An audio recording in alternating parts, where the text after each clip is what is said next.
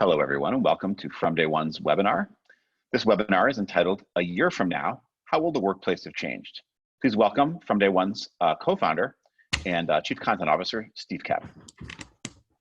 Hey, everybody. I'm co-founder of From Day One, our forum on corporate values.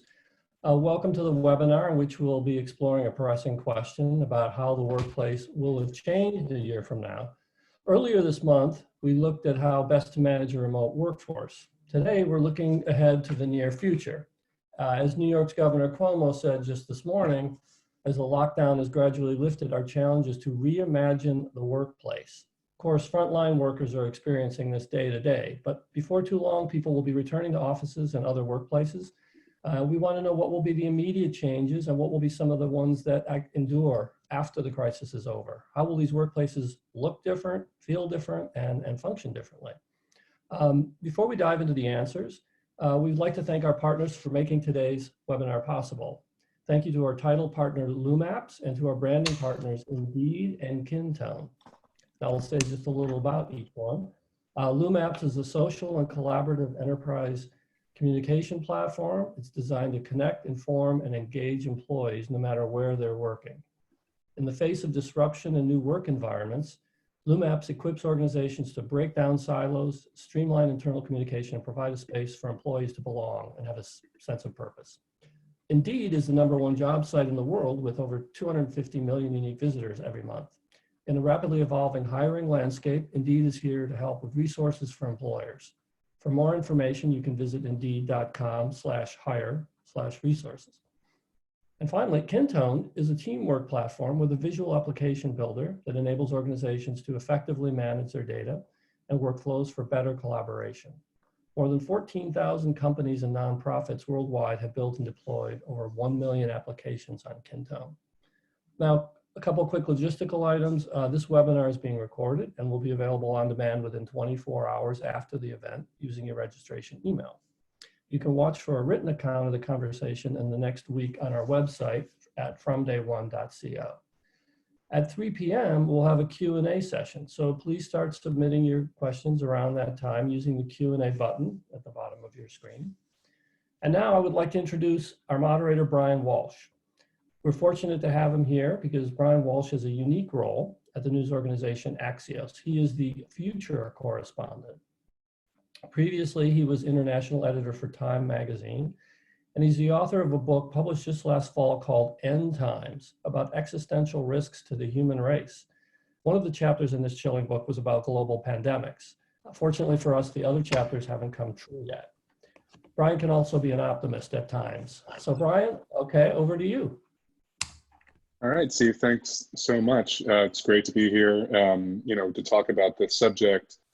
Obviously, with the way the news is going right now, I mean, we're going to be questioning ourselves, is there a future to work given the way the economy is responding to the pandemic and the lockdown around it? But we know it's changing right now. It will come back in one form or another, and it's going to come back almost certainly in a different way, so with some lessons learned from this experience, situations like this, and also ways to better deal with, this health threat or ones in the future. So we're really going to try to deal with those questions. And I want to start by just asking my panelists to quickly introduce themselves, and we can get into it. Shradha, would you like to start? Happy to, and very excited to be here to talk about my favorite topic, future of work. So I currently work with Prudential. I lead their practice around future of work and organization design. And by that we mean is that organizations of the future have to be really pragmatic about how they are not just linear traditional hierarchies, but cross-functional teams which are able to break the silos, are able to engage themselves and self-manage and self-correct themselves so that they are more future ready and responding to these black swan events that we are facing currently. So that's about me. I come with a decade and a half experience in organization transformation in different geographies, and very excited to be here. Thanks very much. Genoa, would you like to go next? Finally, I have audio. Yes, I'd be delighted to. Hello, everybody. My name is Genoa Martell. I am the Global Head of Talent at an inclusive e-commerce company called Wish. My excitement to be here and my passion for this particular topic is really dominated by culture and the new lens that talent will be looking at an organization's actions, what they stood for, what they speak up for, and how they stepped up. Okay, Larry, would you like to go next? Sure. Hi, everyone. My name is Larry McAlister. I'm the head of global talent acquisition and talent enablement for NetApp in Silicon Valley. My past two roles and my last two companies have really been about HR transformation and how do we rip out everything that's in the way of the relationship between the manager and the employee and raise that accountability, which is so vivid today in how we're doing that. And I think our real focus is, we've talked about 4 different functions, 4 different ways we're going to move ahead: how to activate yourself, how to activate your team, how to activate the enterprise, and how to activate the future. So I'm excited here to talk about that 4th one, activating your future. Thank you. And last but not least, Shaun. Thank you. I'm Shaun Slattery, Director of Change Management at LumApps. In my role, I guide and advise customers in leveraging organizational change management best practices to support their digital transformation, really emphasizing people-focused change around digital transformation. I've been guiding organizations through this process for the past 9 years as a strategic advisor and consultant. I have a PhD in communication and digital work practices from Rensselaer Polytechnic Institute.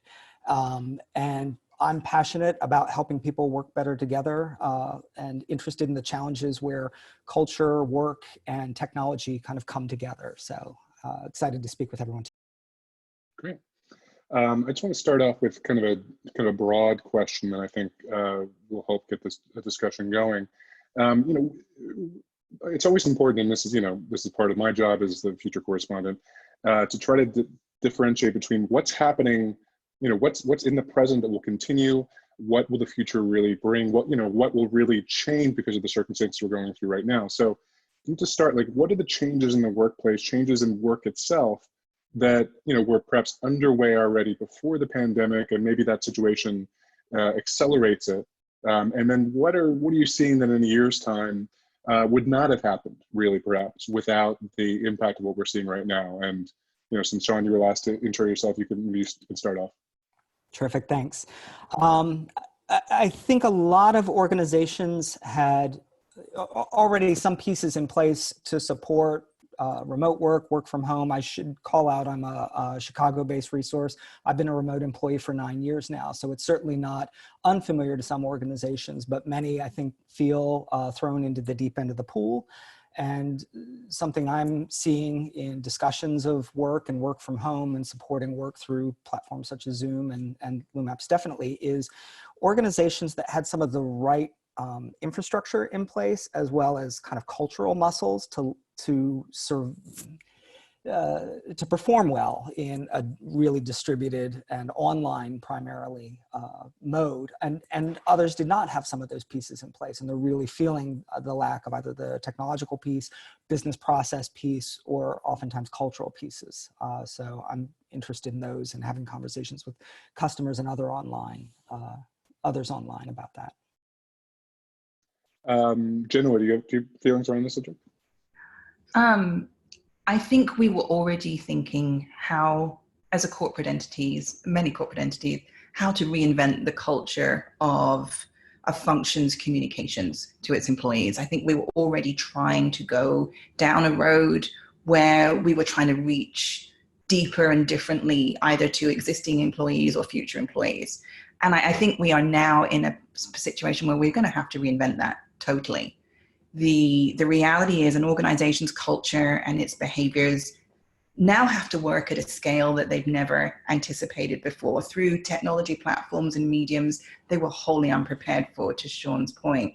So I think, this is truly an acid test of what are the values that will actually resonate. How do you reinvent your culture and your values in a unique way to be more of a communication that resounds with everybody? And ultimately, there's a really solid Bain study not long published, where a company's organization and culture and values, if properly communicated, make that company 3.7 times more productive than others. And I think we're beginning to see the disassembly of a lot of companies that don't have solid culture and values or any way of being authentic in their communication, and those that do. Sorry. Great. And Larry, your feelings? Sure. On both of those points, we are in the golden age of HR technology. And of the 500 people on this call, you're a technologist, whether you know it or not. We're moving from these kind of platforms, which is, hey, at least we get to see each other and hear each other and chat, to actual AI-assisted technologies that I had on the pipeline, which were rushed to the front right now because we need it. I'll just give 2 examples. One is digital interviewing with a platform. So you can do coding, you can do whiteboarding, you can put commentary in there, you can have several different people evaluating at the same time. So going from a Zoom interview to a platform-assisted interview is immediate. Secondly, on the talent enablement side is digital coaching, where it's more than just a coach like this. It's a AI-enhanced, giving you data, giving you AI-curated content to learn ROI. I mean, individualized, global, scalable coaching on your phone with AI assistance. There would have been a change management plan prior to this COVID to get those things, in. Now, what else can you do? So it's really escalated and amplified our ability to bring in new cool technologies that are just, waiting to be used. And Shradha, your thoughts? Absolutely. So I think I would resonate with everybody that a lot of work has been done on technology enhancement, robotics, AI, all across in the organization, be it from the perspective of talent. And putting my org design hat up, it's about exactly how the work is changing and how the humans and machines are going to coexist together. However, I would say this is accelerating, and the thoughts are already accelerating at exponential pace, because what we were thinking about maybe as a first step or the second step of technology enhancement, now we are thinking 10 steps ahead, right? Because maybe the technology enhancement was that, okay, move the work to a certain way and, just augment the technology so that humans are able to work better. But now the thinking is around that how do we can just ensure that the humans can work totally remote and totally away from the technology, and technology can do most of the work. And it's not threatening that we're saying that, oh no, technology and robots will replace.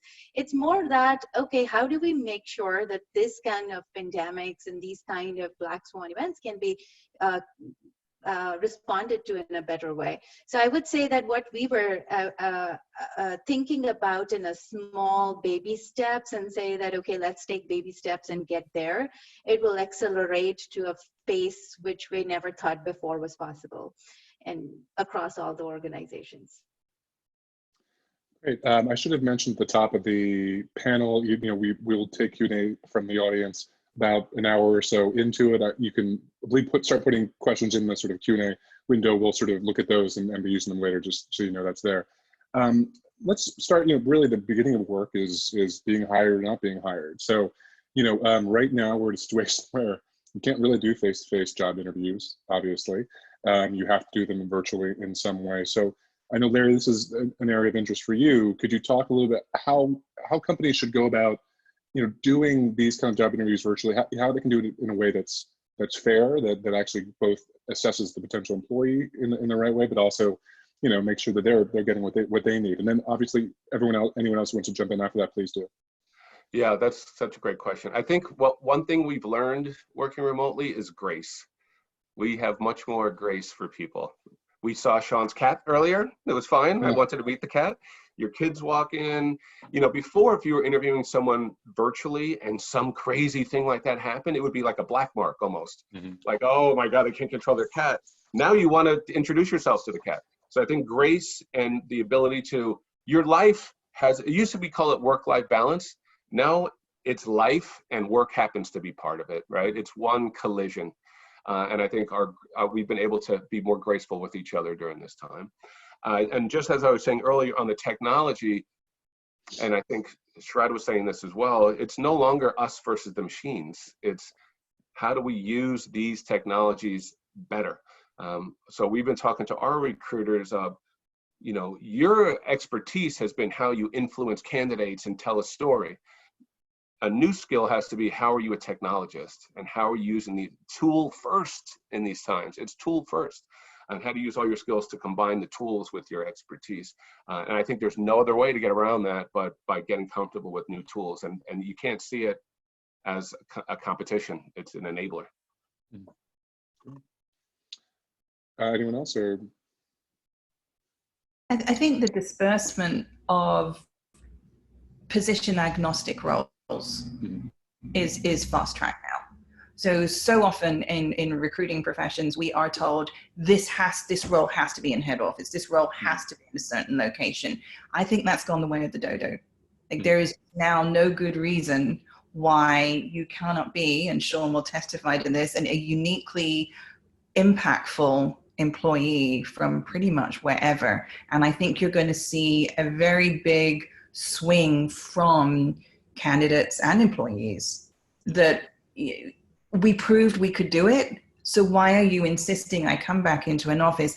And oh, by the way, is the workplace safety where I want it to be, where I feel comfortable? I don't know about all of you, but my desk is really close to all the other desks in my team. And there's no good way for any of us to be socially distant. And that is the reality of commercial real estate. And that is certainly, I think when we think about workplace safety and what organizations would have to do to even convince and encourage individuals to come back in, so many folks are going to want to be continually virtual, and maybe have already put into place really creative ways for how they've proven they can do it, and why would they go back? Is this going to be more of a, you know, a sort of hybrid kind of remote work situation? I mean, because at the same time, I could, you know, while there are advantages to working from home that we're discovering, you know, very few of us, I think, have had home setups that were really meant to work from home if we weren't doing it already. You know, and we're kind of jury rigging it. Maybe your spouse or partner is in the same place as you, and you got to go switch back and forth rooms and so forth and so on, even before you get to the kid. Yeah, exactly. Yeah. So, you know, do you think it'll be a situation where you will have the option to remote work some of the week, and, you know, or if you don't want to live in a certain city, that's one thing, or as opposed to, you know, we're not all going to stay where we are now, I assume, right?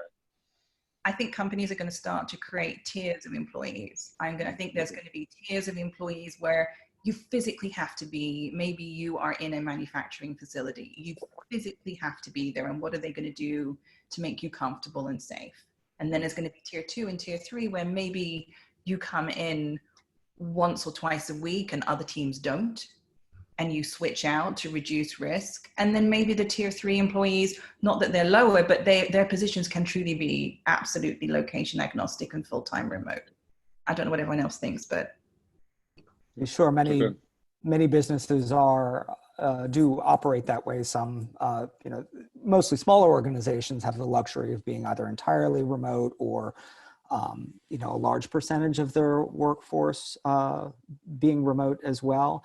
I do think by being tossed into the deep end, as we discussed, some organizations are finding out, oh, we can do this, you know, and this seems to work, and this seems to be you know, for some employee populations, this seems to be of value to them. And maybe that's something that we can hopefully experience going forward, is a little more flexibility on the expectations of the, I don't know, kind of the mechanics of the job, where maybe this is a perk that we can offer that isn't isn't a detriment to our organizational performance capabilities. So that's one thing I'm looking forward to, more organizations. And then of course you need the right things in place to support that. And that's, you know, cultural, technological, and kind of business process oriented. Yeah, I think the biggest thing is like the mindset shift. I still think there was a lot of people still had the mindset of, if you're working from home, you're really doing like a half a vacation day. And I think this has forced us to say that's not true. Now, somebody may be taking a vacation day, but generally you can be productive and sometimes even more productive in this new way. So I think the mindset shift forced upon us is a silver lining to this. Yeah, I think many hadn't. I think, Yeah. sorry, no, I just wanted to second Larry about that. And also along with mindset, what you mentioned before resonated a lot with me is around grace. It's that, like, you know, the mindset shift with the grace that, yes, people are choosing to be from home for being more productive, for being more safe, for taking care of things that they could not have done otherwise. So 100% agree with that part. Okay. Shaun, did you? I was just going to echo that. I think one thing that that will affect forward-looking a year from now is that one reason a lot of organizations hadn't put these things into place was just inertia. And unfortunately, you know, we've all been thrown out of that inert state and suddenly experiencing different ways of working that some may find are viable in ways that they hadn't anticipated. So Larry, the point of view of, you know, well, I don't really know what my employees are doing, you know, if they're not here in the office, and then being thrust into that situation yourself as a manager, I think helps shift the paradigm a little bit and perhaps opens people up to other ways of working that they wouldn't have been put in the place to experience before, and then suddenly find might not only be workable, but be preferable. By the way, I can really tell I'm set up for remote working because I'm pointing at panelists, which is obviously not very helpful in a remote environment at all. Genoa, I wanted to ask you about your interest in corporate culture. You know, clearly these are very intense times. The pandemic is only one part of it. Obviously, the situation with the economy more broadly is something. I mean, what are we going to learn about the culture of different corporations in terms of how they act in this crisis? I imagine this must be very revealing, you know, for corporate managers, for HR, in terms of how you react when your employees are in this kind of situation. I think we're going to quickly learn what true leadership looks like, and can all the leaders actually demonstrate, walk and talk and deliver those values that they have either hung their hat on previously, and it was very comfortable and much easier to do when you have everybody together. I'm seeing a lot of great examples online of CEOs doing a daily update to their employee base from their kitchen table, because they're negotiating for space too. And they're talking openly about how they've been rethinking what their company values and culture means. Whereas there are other really large gaps where the leadership is absent. And it's been really interesting. And there are some unexpected leaders emerging. Maybe those that were not part of a succession plan. Maybe those that were not originally tapped to be the person that would finally like flow upwards and lead bigger and different groups, or more unique and critical groups. But I think you're finding that the leadership's coming from very unexpected places, and the people that can truly embody the values of a company are the ones that are actually able to communicate and reach out using all platforms in all ways, and being, you know, back to Larry, gracious, and yet very, very solid in everything that they're doing to embody what the company is, and to communicate what the company is going to do next. And I think that lens will be, all leaders will be held accountable on that lens for years to come. It really, you know, a little bit, I was thinking earlier today, we always used to joke, you know, where were you when JFK was shot? Well, what did you do during COVID? What did your company do? You will be judged on how you showed up, how you stepped up, and did you uphold your company values? I agree. Like, to double down on that, I think leadership and culture is naked, exposed during these crises, right? How you act, what empathy you have. You know, when you ask someone before the crisis on a call or in a room, hey, how are you doing? You don't really know or care. When you ask someone, how are you doing now, you really care how that person is doing. So your empathy, your care is going to carry through way after this, as Genoa was saying. So it's so important for you to take time to realize it's a different world, and empathy and care are the new leadership traits, I think. Absolutely. And I'll add on to that is that the clarity or the comfort with abstract thinking, right? The leaders many a times have fall back on what's the playbook for this particular work, right? So even for future of work, the leaders reach out to me and ask for what's the playbook for that? And what are the steps that we need to follow?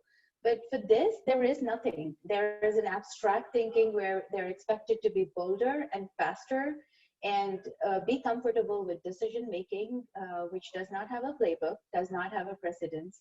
And so how do we actually show up during these times is absolutely necessary, and new leaders will emerge. I very much second all the points that have been just made. Shaun, did you have something? Sorry, you went off.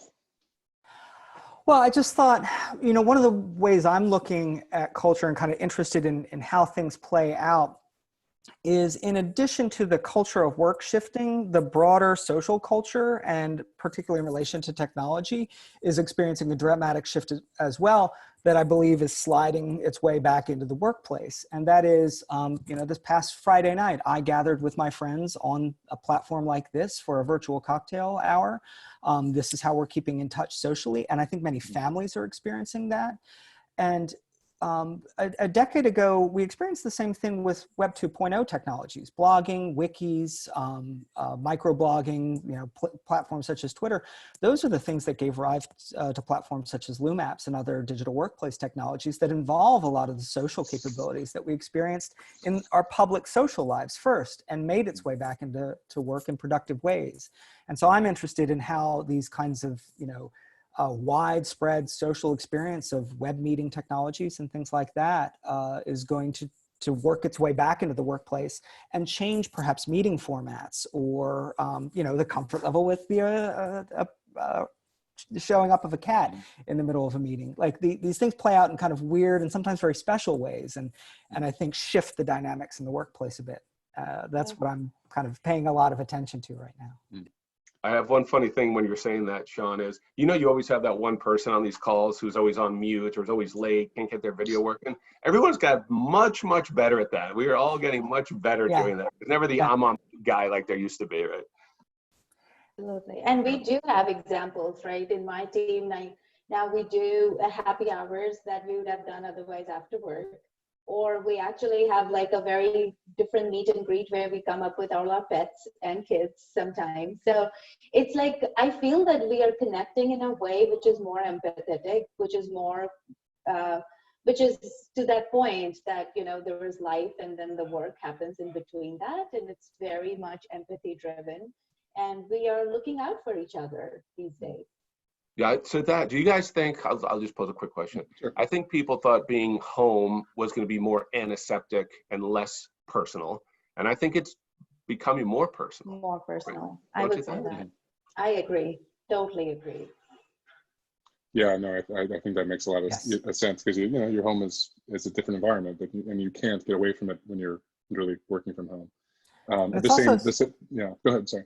It's also so sustained, in a normal kind of work day, even if I'm working from home, well, I'm taking this meeting and I'm, going to make sure my background is just so or whatever. But now as this grinds on and we're in, multiple weeks of work from home, and you're seeing different parts of people's houses and they're taking a call from a kitchen. And that's one of the reasons as well. It's really seeping into the personal, and it is becoming more kind of person focused.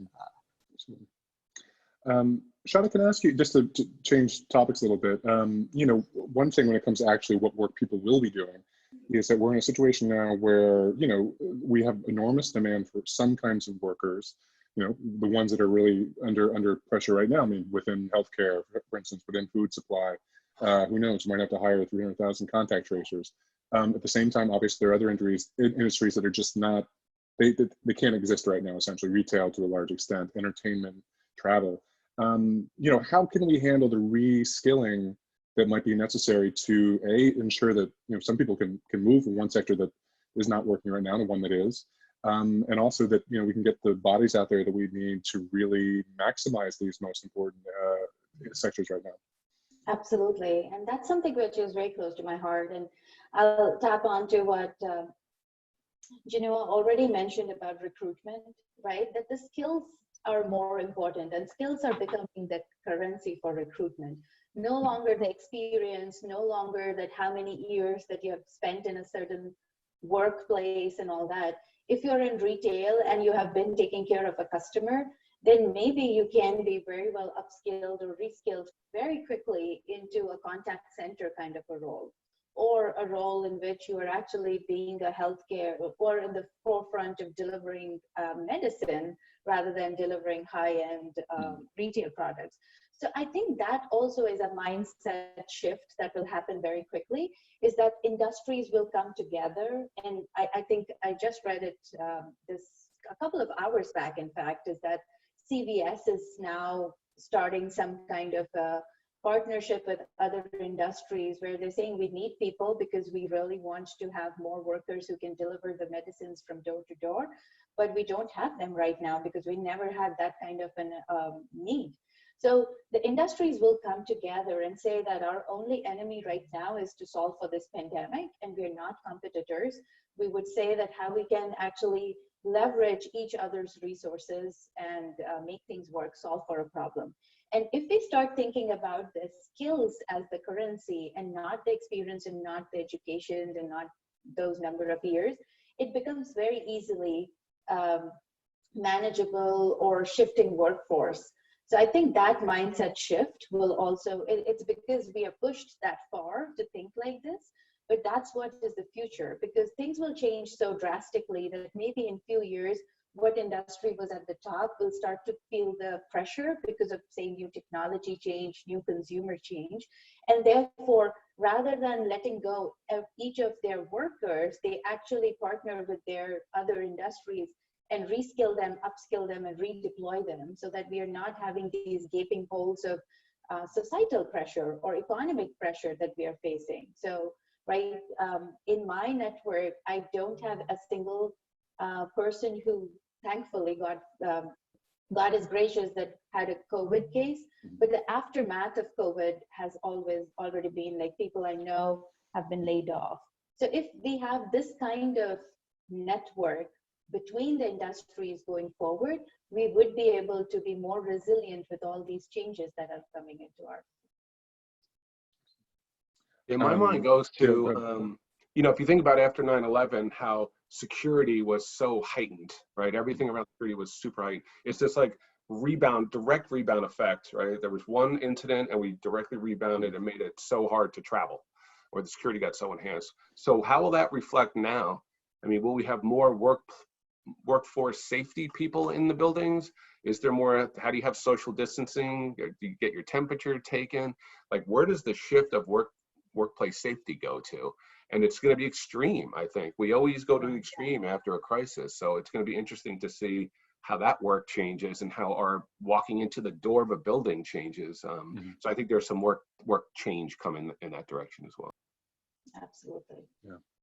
Is this going to be, I mean, talking about workplace physical layout, is this the end of the open plan office to a certain extent? I don't know how many people would really mourn that fact, if that's the case, but you know, I mean, realistically, when you look at some of the sort of requirements that seem to be in there, I mean, in terms of spacing, things like that, what do you imagine physically it might look like actually once people actually do return, which they will?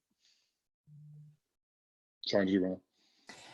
Well, I don't have a direct answer for what's the plan of attack around the physical space, but I was paying attention to a very interesting discussion on Twitter from Leadership Within the Community Roundtable, is a great organization that pays a lot of attention to digital work.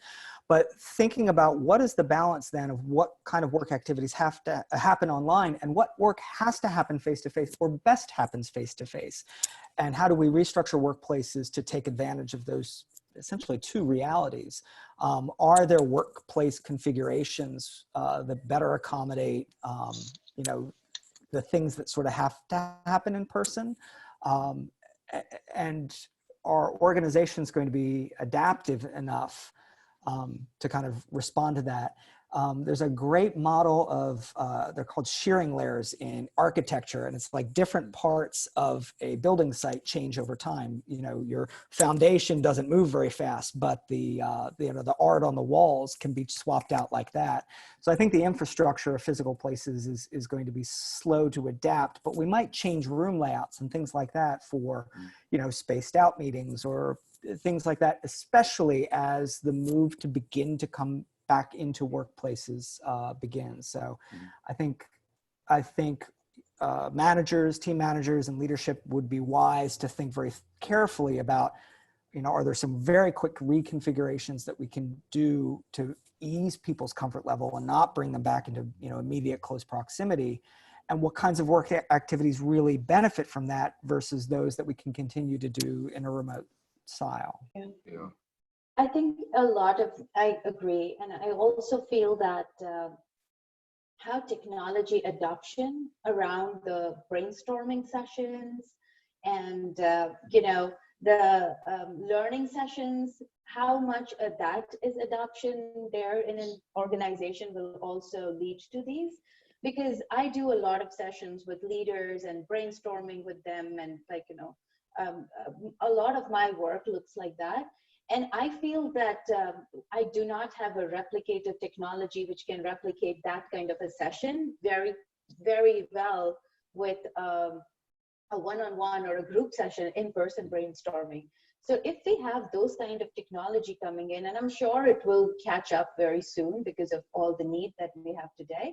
And if we have those technology coming in, if the adoption of that technology is really well, then perhaps the workplace will look all the more different than what we're talking about. Yeah, so Gavin Newsom, the California governor, was asked, you know, what do you think it's going to look like when we go back to the world? And he said, you know, the restaurant you'll go to, if it had 40 tables, now it'll have 20 tables. And your waiter will wear a mask and gloves. So maybe companies do that. You know, we used to have capacity in our building for 1,000. Now we only have capacity for 500. So there's always social distancing. And that means everyone's rotating virtually during the week or something like that. You know, I can see that kind of stuff happening.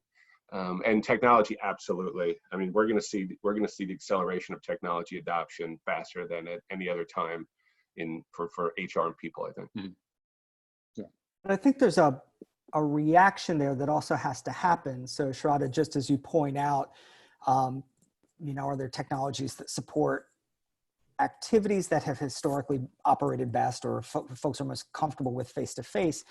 There are those that do support virtual brainstorming sessions, but the practice and the structure of the activity has to adapt to use the technology the way it wants to be used. And those are the dynamics that take a little bit longer to change and require skill set changes in the worker population, the employee population. So, you know, adaptability to quickly learn new technologies, I think, will be absolutely important. Another one that occurs to me, there's a great area of practice called working out loud.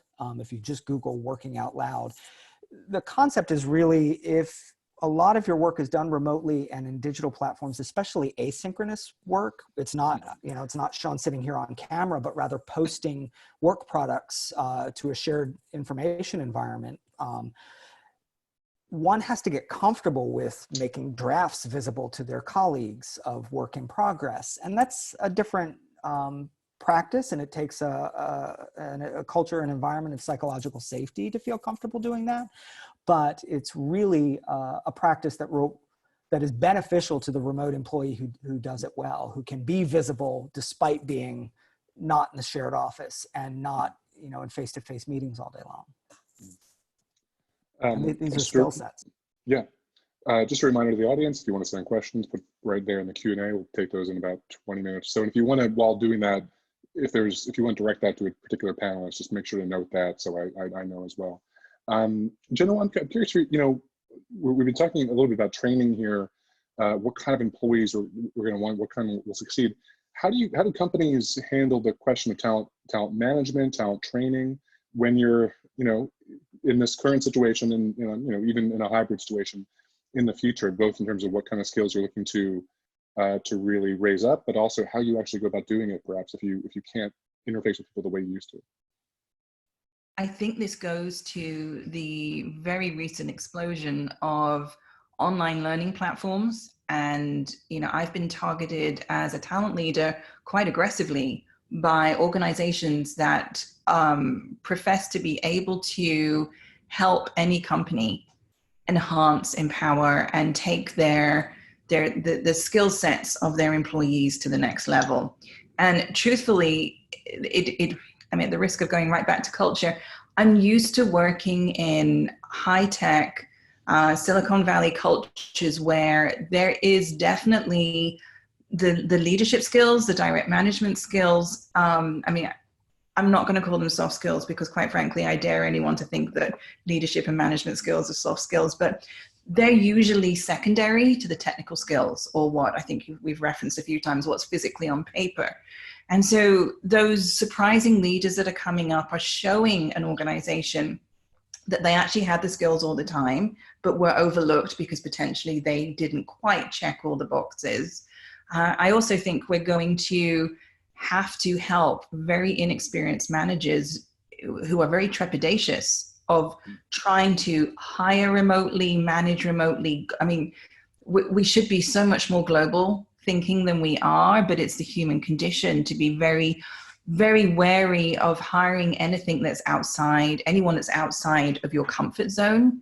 Well, those have to go away. And so an organization is going to have to truly be able to skill up their existing managers to be able to lead remotely.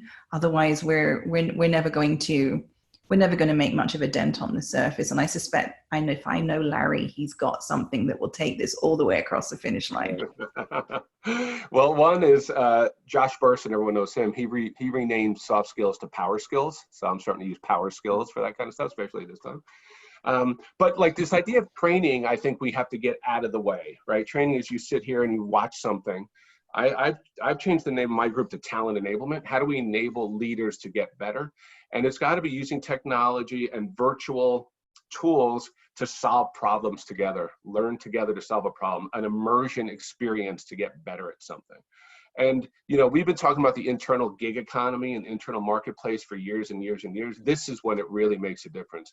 Is there a gig inside the company that you can spend 5 hours a week to build your skills and build your network and build your connection inside the company?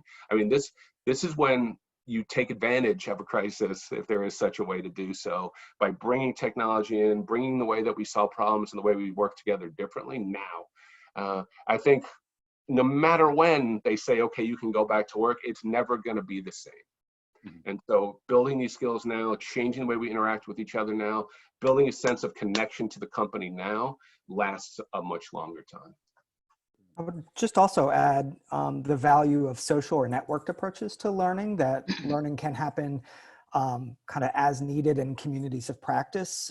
Those are great resources to tap, especially when you don't have a lot of the traditional means at your disposal to figure out a problem, or approach a population of experts to say, hey, I'm having to begin managing projects in ways I hadn't before. Those of you with deep expertise in project management as a practice, like, can you field some questions in an online forum? These are absolute opportunities where the organization and its network of employees can help one another in that way.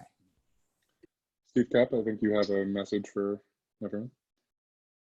I'd just like to remind anyone joining our webinar in midstream that we're from day one, and we're exploring how will the workplace have changed a year from now.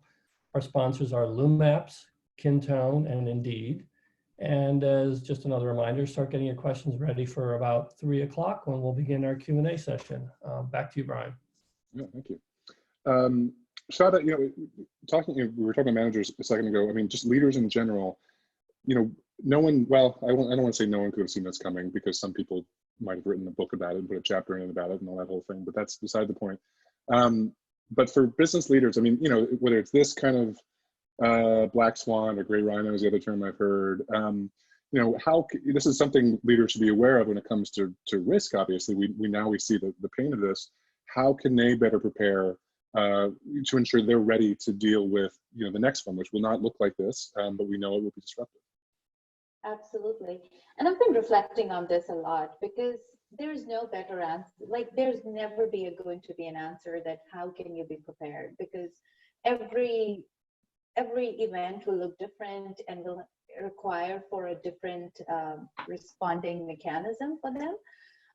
What they need to be prepared of, as I mentioned earlier, to be bold, to be very open with abstract, and to be open for being out of their comfort zone, right? Because as a leaders, we sometimes get more control freak and we try to take control of things instead of letting go and ensuring that, okay, you know, I know that this is an unprecedented situation in my career and I've never done that, and ask for help in a way which is more humbling for themselves, and like, you know, things which we feel that leaders almost react oppositely during these times. Like, you know, they start to control more, they start to communicate less, and they start to do things like which are more risk averse rather than risk takers, and they start to respond in the short term rather than thinking about the long term.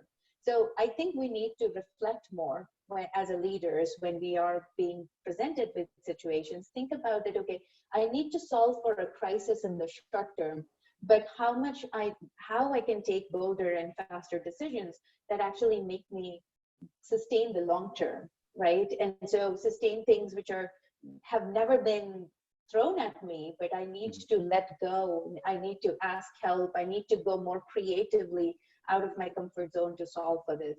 And that is a muscle that we all need to build, because we always fall back on a playbook. We always fall back that what are the steps to do this, how this was done in the past, and we can do this. What are the benchmarks around these, right? So we need to just get ourselves free from the shackles and think about it in a very different way. That's what I would say as a leaders we need to do, be very comfortable with abstract thinking and boldness and come out of their comfort zone. Oh, go ahead, Larry or Shaun, do you guys have Yeah, I something? was just going to say that word unshackle is just spot on. I mean, the idea of it, no matter what the technology is or where you are in the world, it's still a human-human connection. And it's still the idea of you are trying to make each other better at your job and achieve goals. That never goes away. And so feeling that I'm now tied into this new norm does not replace that same interaction, that same performance, that same, and it doubles down on the relationship. Because you can get away at work just saying, how you doing? Okay, what's this? What's that? Here, you have to double down and make sure you know where your team is in many different ways, and not just against their work goals. But the unshackled concept of don't be boxed into these little 6 boxes here, right? I mean, it's still the connection of you and your employees. I was going to add that I think one of the reasons that this is an uncomfortable period is when, you know, business is moving along in a productive, in a, you know, a non-disrupted way, or not entirely disrupted way. Many organizations are attempting to optimize for performance. You know, we want to deliver a little more efficiently, and so the playbooks of the world and the, you know, standard operational procedures and things like that protect organizations in those situations. What many organizations are needing to do now is much more agile and exploratory, and that is the antithesis of these kind of measured, well, this is the way we did it last time. We need to quickly iterate new ways of doing it. As sometimes tired out as the phrase is, I'm actually a fan of design thinking approaches because it's a model that attempts to empathize, begins with empathy and thinking about the position of the population that you're solving a problem for, be it your customers, be it your employees, be it a team within your organization, and takes a more agile and iterative approach. Let's try something. Let's try a minimum viable product version of something and gather some feedback. Is this working? If we make this change, is that going to work at scale? All right, now let's start scaling up. And it's these kinds of organizational decision-making mechanisms that we need to have in place, to be ready. But they're great practices, for workaday. Like, when things are going well, if you can be agile and exploratory and adapting to even small changes in in the market, in your organizational culture, that flexibility are the kinds of muscles that I describe as seizing up when thrown into the deep end, as many organizations have been with the COVID crisis. This is a bit open question, but I mean, what is it going to be like, and what can companies do to smooth the way for people who will be entering the workforce in the middle of this crisis? You know, I mean, if you're you're a college senior who's graduating this year, you know, or maybe even next year, given the way things might go, you know, what can what do you think it's going to be like for them, and what should companies be doing? What should HR and talent departments be doing to try to get the most out of them, given the sort of situation they're going to be entering into? So we're doing it as, we are having an internship program. I think it's 200 people globally. You know, they'll come in remotely. And one thing we're going to do differently is treat them as a cohort, as opposed to you bring in these interns, they go to their jobs, but have regular check-ins of what it's like to work remotely, the new part of your career. We have an example of where we do a sales academy where for 3 months you're sort of making sure they're successful in the job and the integration into a new world. So I think we're going to be more focused on keeping them as a cohort, learning from each other, helping them ease their way into this weird time, so they're not just left to their own devices kind of thing. So that's how we're approaching that this year. I think it's important to create a safe environment for them. And Larry, what you're saying is exactly that have a cohort where they do not have just an organization for them, but also each other for them, which are in the same situation, so that they know that it's not me alone dealing with this. And so I had my two team members join in during COVID. So I've had hardly like 4 days of overlap with them. But also I have reined in everybody whom I knew in the organization to have check-ins with them, to have understanding, like which otherwise we would have done. But it becomes all the more difficult to do it virtually because, you definitely fall back to people virtually who you already have a one-on-one connection. So just over communicating, letting them know it's okay and easing them out. And also is like focus on person more rather than the outcomes at this time. Is like, I'm like, first, let's take care of ourselves. First, let's be kind to each other and to ourselves.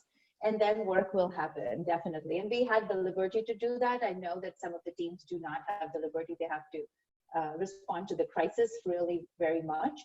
And it's tougher for them and having new people join their teams. But I think leading with empathy is all the more important at this time. Shaun, go ahead. Something we're having conversations with our customers about is this is a time to also prepare for, as the economic engine starts hopefully turning a little more productively in the near future, that organizations that very unfortunately have had to shed large numbers of employees may be in a position to be able to hire back, and you will either be rehiring or hiring anew and needing to rapidly onboard and like just in time onboard and enable employees. And many of these are going to be store employees. And so I think organizations should be putting effort at this time to think about, I think there's two things. One is what has shifted in your organization. Are there new strategic directions? Are there new operating procedures or business areas that you're getting into that you need to inform your existing employee base around? And then two, are there incoming employees, soon to be new employees, that you'll need to redirect or quickly enable around the skill set? Because I think things are going to be very, unfortunately, lean for a bit. And so they're going to need folks to be up and running as quickly as possible, and thinking about how do I stagger information for that new employee about what do they need to get started with first, what can I then begin to kind of dole out in terms of areas of responsibility, work tasks, job aids, things like that to support the actual doing of the jobs. Connecting to that, it was only obviously 12 years ago we were dealing with the Great Recession. I'm curious if there are any lessons from that experience about how one manages talent, manages employees when you're dealing with, separate from the pandemic situation, when you're dealing with very bad economic news, when you may have to go lean, when you may have to let some people go. Any sort of lessons you do about how best to manage what's probably the hardest situation to deal with, really? For anyone who wants to jump in. Well, for me, it's always truth and authenticity. There's no other way. Any hemming and hawing and trying to hide the fact or blame it on somebody else of what's going on, I think is an abdication of responsibility and leadership. There will be lots of layoffs. There will be a lot of people who are out of work, but that's the opportunity, I think, to treat people with, honesty and respect, and any way that you can help. If you can have a more generous package that you would have in different times, maybe things like that. But I think it's, as honest as you can be all the time you're communicating, even, from the CEO down.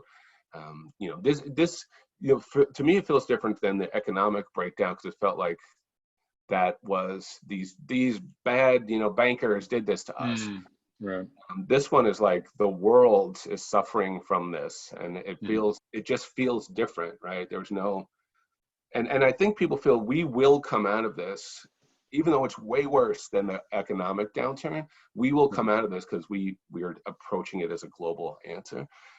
So I always think authenticity and truth get you through this, because there's the people you lay off, but the people who stay, we know data says that they have resentment and they have less productivity. And if they see you do it, in the most authentic way, I think you can have them bounce back quicker. And Genoa, those people that are behind, I mean, there's a syndrome, it's called survivor syndrome, and it's brutal. And not only will they find that when they maybe do go back into an office, some people on their team are no longer there, either because they got laid off or they were incredibly sick and unfortunately passed. And I think we're going to look at a survivor syndrome that is truly devastating and runs so deep. And back to Larry's point, this comes back to purpose and values and true authenticity for what you stand for, and what do you do for those that are fallen, either through economic headwinds or unfortunate, just this ghastly illness. I also think that, and your last question, Bryan, about those that are graduating, I feel incredibly sorry for those that are graduating right now. I remember this last time around when, it's the bad bankers, but it's almost impossible to land well given these economic headwinds. And so I think as leaders, the most honorable thing we can do is remember what it feels like to be newly entering a workforce. And, I often say to my team, can you do 3 coffees this week with someone? Can you do 3 coffees with different people? Can you spend time? What is it that you could do either to network or to mentor or to engage? Because likely the more resourceful you can be to help others, you not only help yourself, but you help them, you play it forward, and everybody wins. So I think there is a resourcefulness and an honesty, as Larry says, that if we can show up that way and give those new grads, or frankly anyone not currently employed, our time, that goes a long way. And it's amazing how serendipitous things can still happen despite the brutality of what is going on globally. And I think there are things that organizations can put into place to help bring that about, Genoa. That I mentioned communities of practice, but even, there are technologies that help people line up schedules to, have a virtual coffee and meet parts of the organization. We're doing that internally at LumApps, actually. I've, had coffee with my colleagues in France, some of whom, I've never had the opportunity to meet before. Parts of the organization I haven't partnered with before in design, in product, and engineering, perhaps. And I think that's one way you can kind of keep an organization knitted together and its culture kind of intact, and it can lean against that culture as part of this grief process. As well, there are ways to bring folks together around values. I think I saw a question come in around this about, well, how do we knit this culture together? How do we build this culture? Well, if there are values in place, sometimes they're pasted on the wall, but then what do we do about that? And I've been designing online communities for quite some time. And one of the ways is kind of a peer recognition center where I worked with a major auto rental company where customer satisfaction was one of their organizational values. And they had a peer shout out area where folks could recognize anybody in the organization who had just delivered outstanding customer satisfaction and recognize a colleague. And I think those are some of the ways that an organization can express its values and allow individual employees to express their values or recognize a fellow colleague for living those values. So those are some of the things I've seen put into place that can help organizations in this way. Shradha. I would just add one more as you guys were talking, and I can fully resonate with what is being discussed here, is also that acknowledging that mental health and anxiety of the employees will be a big deal. And maybe they're not so comfortable in sharing it with their peers or in the close work groups. So having those kind of like beyond what we are offering them, understanding that not everybody would, maybe people want things beyond these as well, beyond the closed networks, beyond the coffee chats, and which is incredibly important as well. But beyond that, maybe we need to add benefits around therapies and counselings and all that, because people are internalizing these whole situation in a very different way. And not just that, like, you know, being at home, taking care of kids, taking care of elderlies, and that requires a different kind of mental resilience for our employees. And maybe they just need another avenue to vent it out, or just have a therapy session with, which is, so again, a mindset shift, and being able to give that as a benefit and health package to our employees would become important as we start to navigate through the new world. No, it's a great point. I mean, most medium to large companies have a lot of benefits that just go untouched, right? There is mental wellness, there's financial wellness, there's financial planning, diet, right? There's a lot of the stuff that you offer, and no one really pays attention to it. So I think really good point that you're making there is, how do we remind people that this is part of what we deliver to you, we just never talk about it. And I think it's there, it's paid for, and we just need to make sure people are understanding that it's there for them. That's a great point. Absolutely. So I'm going to go to the audience questions. I've got one here. Sorry. Okay. This is from, and I apologize if I'm mispronouncing the name, Salvatore Petronella. He says, I'm in the temporary freelance staffing industry. How will staffing in the gig economy in particular change as a result of COVID-19? Are we going to see positive outcomes, negative outcomes? What do people think? Well, I mean, everyone's getting laid off now, right? There's 16 million people. Sooner or later, they're going to have to go back to work, right? Once the economy comes back and jobs are getting hired again, there's going to be a boom of hiring at some point. I don't know if it'll be layered or one month or whatever. But I still think it's the idea of using technology to make sure, there's AI technology now that helps you identify candidates that aren't 100% matched, but based on knowing other people in the industry, they're 70% of the way there. So understanding how AI technology works, AI interviewing works, I think as we're in a slowdown of hiring now, getting your technology chops up is a great time to do it. So when the hiring comes back, you'll have better ways to compete. A question from Casey Comer. I think, Jen, maybe this is for you. Can you elaborate on ways to combat that survivor syndrome that you talked about with employees who remain employed at your company after a round of layoffs? In addition to Larry's point that even if you're not in a mid to large company, there are resources that are untouched, either externally or internally. Survivor syndrome needs to be acknowledged, and it needs to be discussed. And as a leader, whenever I've led teams through this before, I've talked about it openly to all my team, and then I've dealt with it initially in one-on-ones, and gradually it becomes less taboo and more acceptable to feel that you've come back to work and there are colleagues that are no longer there, and you are now honestly taking a burden of extra work that you're not compensated for, and you feel badly that you're the one left, and yet at the same time the work has still got to be done, because unfortunately companies often wish to keep their productivity going at all costs. And then again, as a leader, you have to try and translate, be the connective tissue between what the company wants and what your team's being asked to do. And truly you become the priest and counselor and the manager all at the same time. And previously, what I have found helpful is to arrange for external mentors, just people in my network that can connect with a couple of individuals on my team that were really struggling in this regard.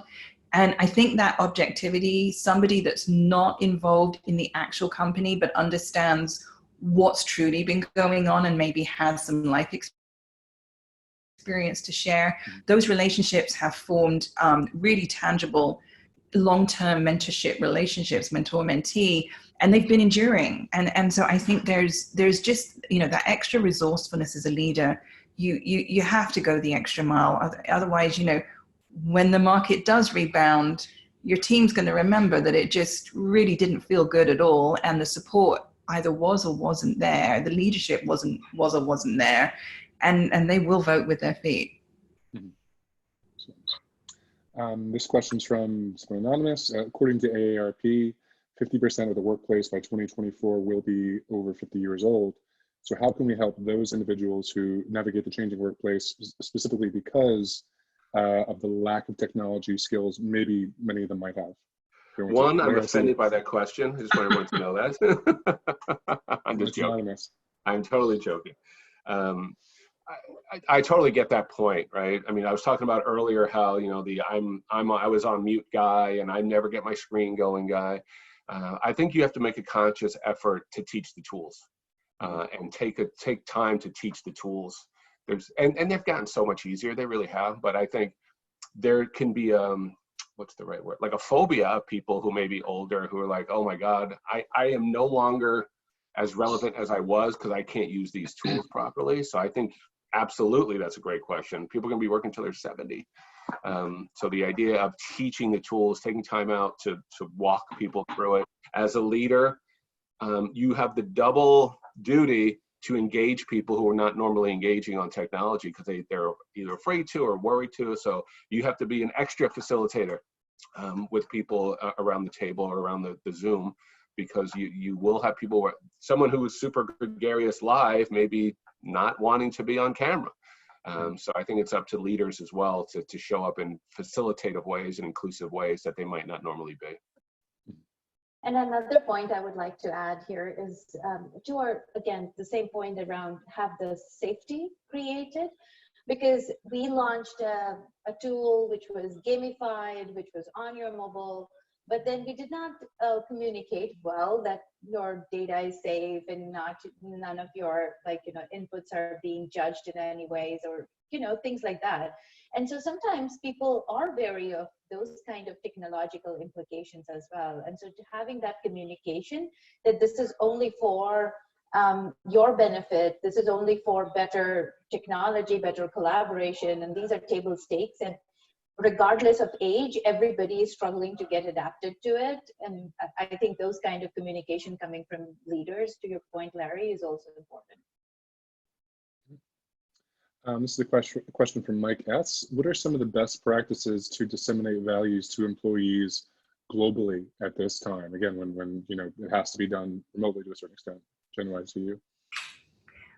This is something I write about and talk about a lot. So I actually have 5 best practices, and forgive me, I'm going to refer to my other screen. Number 1, reconnect with your company values in a meaningful way. So as a leader, as an individual, you absolutely need to reconnect with your company values and maybe reimagine them differently in this time. Number 2, you need to choose your communication channel and stick to it. And I think, we're hopping around all different platforms now. Choose one, own it, stick to it. That's what everybody will know, how the company is going to engage, how the company is going to interact, and where you will hear your values and see your values represented. Number 3, reinforce culture in absolutely everything you do. And this goes to everybody. Number 4, invest and lean deeply on your leaders and managers during this time. And number 5, make time to take stock every day of the changing political, social, and economic culture, because if you do not keep up with it, you can't constantly adjust and embody your values at all. That's really good. I want to just add one thing is, this is the shining moment for you to deliver your values. I think someone said they're words on a wall. Like, how do you take it off the wall and into people's lives? It's how you demonstrate those values now. This is when people are very perceptive to what the culture is and what the values are, and how you demonstrate them makes it real. So, how Genoa talked about consistent, authentic, constant is all true, but just think of the opportunity you have This is when people feel it and remember it and consolidate it into their minds. This is a question from Ralph Chitkuti. How can you evaluate, this is something I'm wondering about as well. How can you evaluate if remote work is actually successful?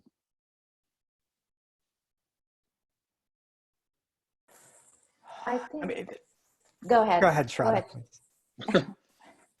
I was just, I mean, organizations have key performance indicators that are, really around business delivery, and something that I, as a remote employee myself and as a remote team leader, knew that as long as the work was getting done and customers were being delivered to, and the quality of the work products that they were receiving was high quality.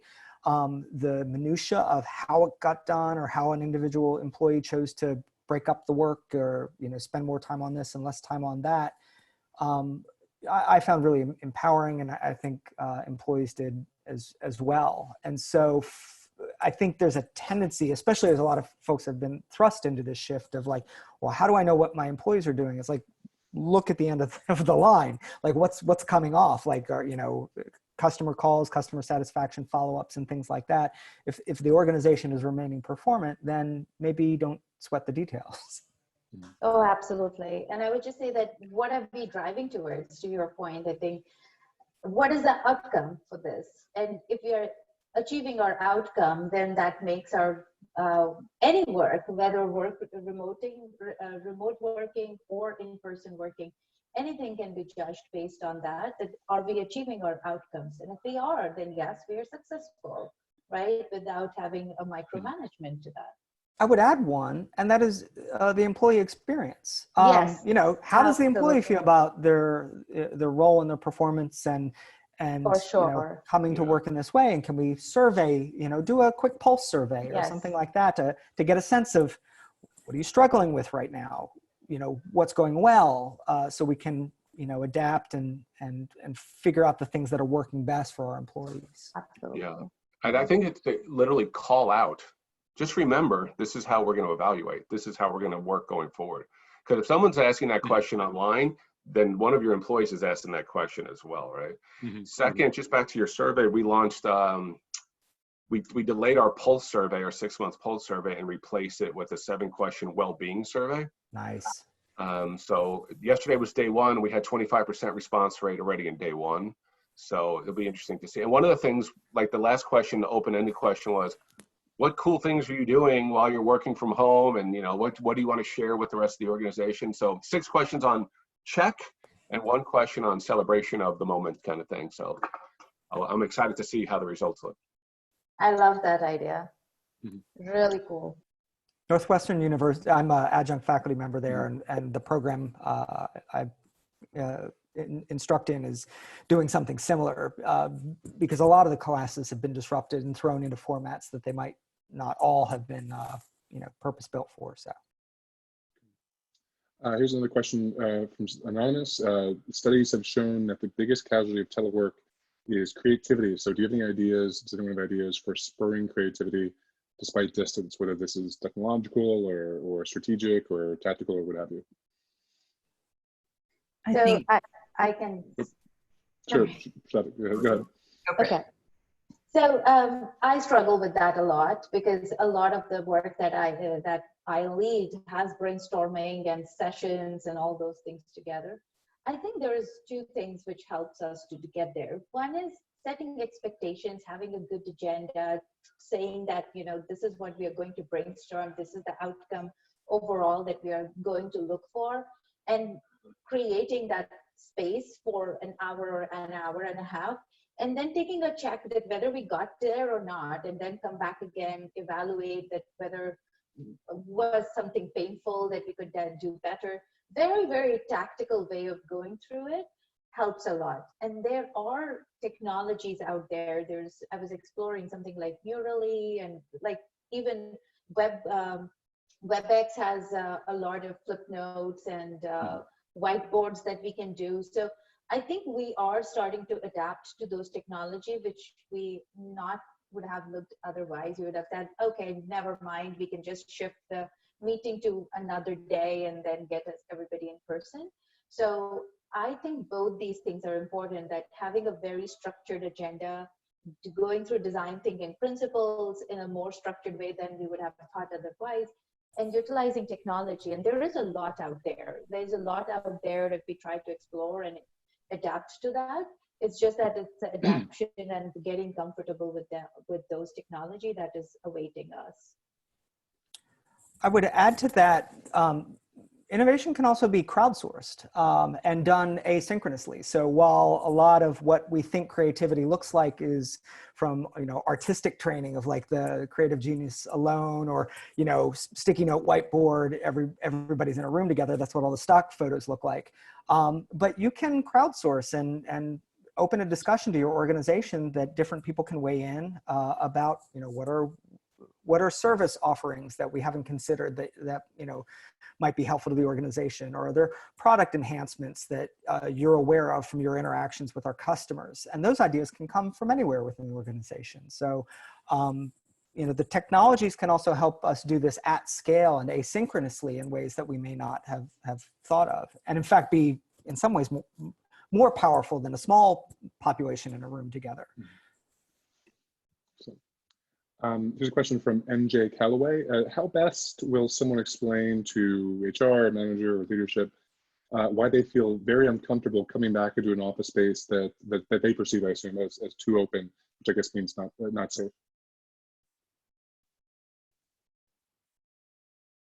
Yeah, I think we're going to see massive. I'm sorry, General. Go ahead.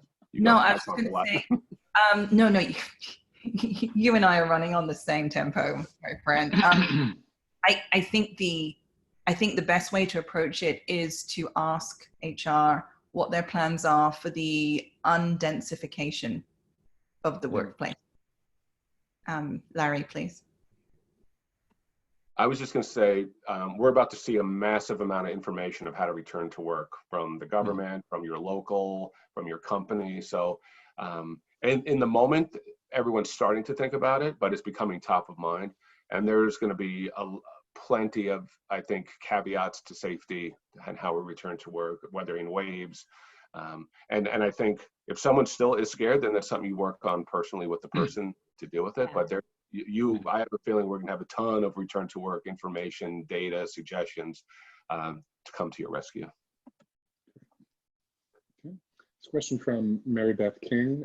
What is the optimal way to onboard a new senior HR generalist to your organization during the pandemic? This is from a very tired senior HR director who's never had to do this before. So if anyone, how to onboard when you can't see someone or meet them in person or anything like that. So who knows that experience? So is it onboard guests or yourself or onboard others? I assume it means onboard someone new. I mean, like if you're imagine you hired someone, now you have to onboard them, but you can't. You got to do it totally remotely. Yeah. In the midst of this. So. Yes, I would say over communicate and over connect, and just tap in your network and get all the help you can. People who are warm, who are empathetic, who usually are really good with people already that just get them talk to these people and get them connected to this organization by various sources, not just one-on-one. Like, you can, even if you spend like 8 hours with them, it will still be one-on-one view. So get more people into their network so that they get a larger perspective and feel more connected with the organization overall. That's what I would say. Like, ask your network to do coffees with them, lunches with them, and right. So anything is happening virtually these days. So I would just say take help from the network and help them connect and onboard. I would also encourage to think carefully through a couple different structures that they're going to have to navigate. So first is, an introduction to the organization and how can they get to know the organization. That might be as simple as documenting many of the different information places that they'll need to go to gather stuff. Where do I find information about my employee benefits versus job duties and things of that nature. As well, thinking a little bit about the, first day you should do these kinds of things, first week you should do those kinds of things are common structures for onboarding. And then as well, as Shradha pointed out, connecting the person into the organization it can be very helpful to broker the relationships that that individual need around the organization by making an explicit introduction and then allowing the person and that other stakeholder to continue on with a coffee or what have you. So introducing them around is an important activity, because that's the stuff that takes time to make, are the social connections and who do I ask, what questions to. So that can be helpful to think through and structure and make sure you facilitate. Can be important. And an onboarding buddy, always a good practice of somebody like the person who you can go to say like, how do I log my hours, or where, like all the little minutia of figuring out how to do a new job. This is a question from Jenna Eichberg. What do you foresee changing in how we assess talent if the future workforce is more remote? What would that mean for advancement? I guess, how will you judge someone, I suppose, is what talent skill set is likely to help you get advanced in this kind of new different environment? I mean, you have to think of it as it's very similar, right? It's very similar. There's still work, there's still deliverables. In any changing environment, there may be some skills that you're emphasizing more and want to encourage your people to demonstrate more, like better connecting with your people or showing me more of your work more similar or quickly. There may be some behaviors you want to change, but setting goals, checking in, having deliverables, I think none of that changes. You have to start with people. I always start with the idea people want to do a good job, right? I don't think there may be one or two people who think I can escape from work now that I'm home, but generally people want to do a good job. They want to be connected, and you just have to make sure that here's how we are going to evaluate, here's how we're going to meet, and continually do it like you normally would, I think. Yeah. And involve people who are getting evaluated. I think people have ideas of how should we do the work, how should we produce outcome, and how do we actually evaluate the goal setting and all that. So as much as we involve people, I think it's most important, especially these days. This is a question from MJ Calloway. This is a good one. Can you speak to how the working from home mandate has affected workers who have disabilities? Have they been forgotten about? Is there technology that exists that can meet their needs? Because obviously that's, about tech, it's not always the case. So anyone has thoughts on that subject? I think certain things have absolutely come to light, and technologies don't often do enough to make sure that people who need different types of assistance are accounted for in their design. So that's a challenge back, frankly, to my own industry. I pay attention to kind of accessibility and design conversations online, and I've seen some tension at that seam of there are some ways in which more folks working from home and leveraging a variety of technologies has in some ways evened components of the playing field, for asynchronous participation and typed responses and folks being able to use screen readers and voice to text and things like that. A lot of those things are in place. And because not everything is happening live in a face-to-face meeting, they're better able to participate. And in other ways, the technology has completely fallen down and not entirely usable because of one disability or another. So, there is great hope because of some of the ways that technology can help bridge those challenges. And then I think the industry, the technology software development industry, has a lot to learn to make technology as usable to as many people as possible. And oftentimes designing with disabilities in mind benefits all users. There's a great example of the cut curb.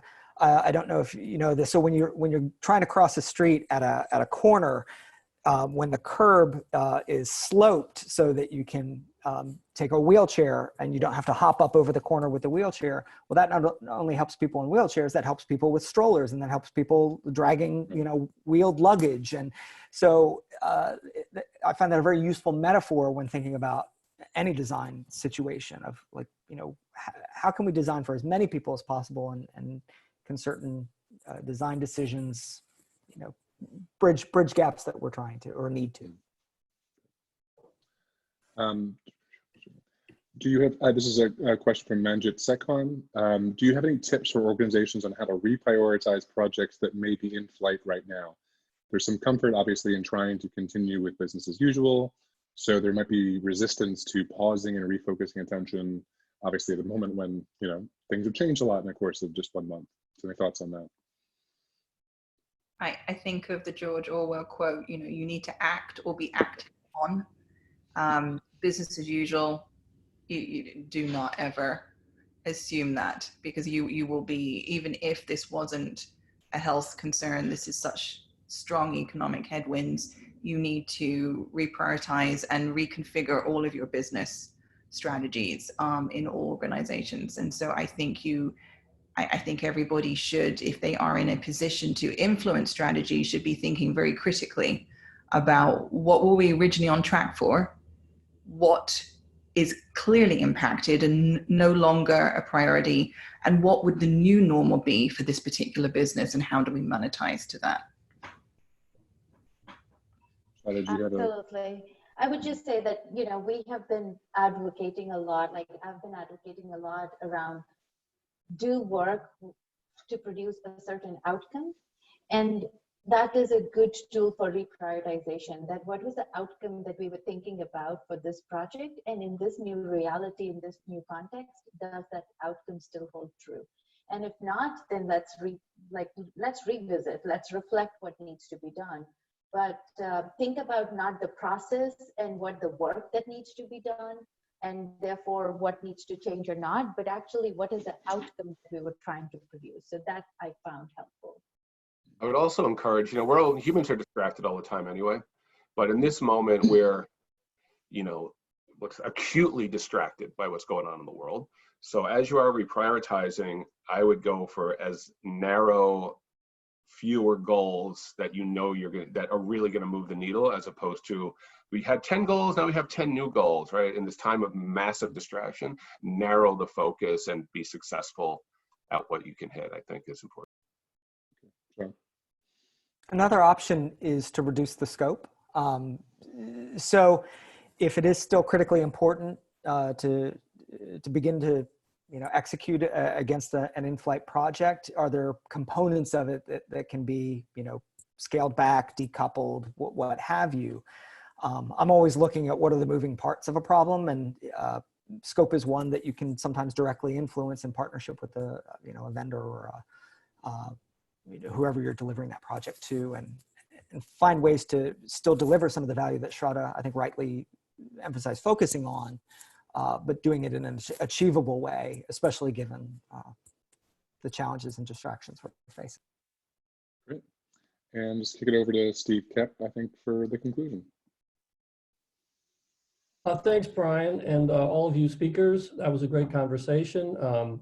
Thanks to everyone who attended. While we answered a bunch of questions, there were a couple dozen we didn't get to, but we took notes, and those questions will inform our coverage on our website in that flood of articles that Larry predicted about how to return to work soon. Thanks again to our sponsors, LumApps, Kintone, and Indeed, and everyone for participating. If you'd like to join us for more virtual events, you can head to our website, fromday1.co, and check out more of our upcoming webinars. So thanks, everyone. Be well. Thanks. Thank you. Bye, everyone. Thanks so much. This concludes the webinar. Please join us next week on the 23rd. More information on this and any webinar that we have is available at fromday1.co.